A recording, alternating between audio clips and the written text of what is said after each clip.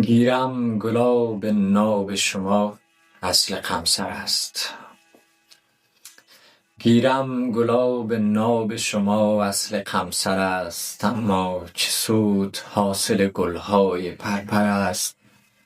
فردایتان چکیده امروز زندگی است، امروزتان طلیعه فردای محشر است.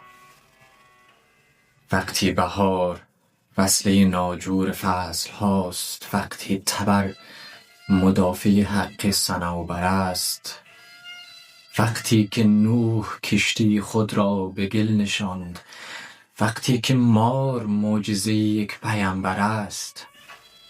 از من مخواه شعر تر ای بیخبر ز درد، شعری که از آن خون نچکد ننگ دفتر است.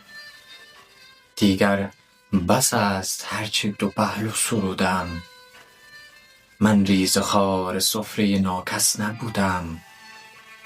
در شهر هرچه می نگرم غیر درد نیست، در شهر هرچه می نگرم غیر درد نیست.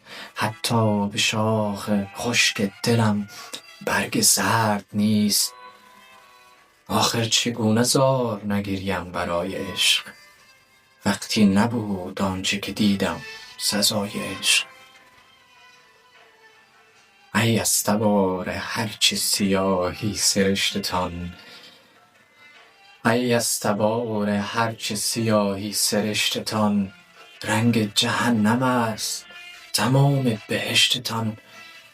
از من مخواه شعر تر ای بیخبر ز درد، شعری که از آن خون نچکد ننگ دفتر است.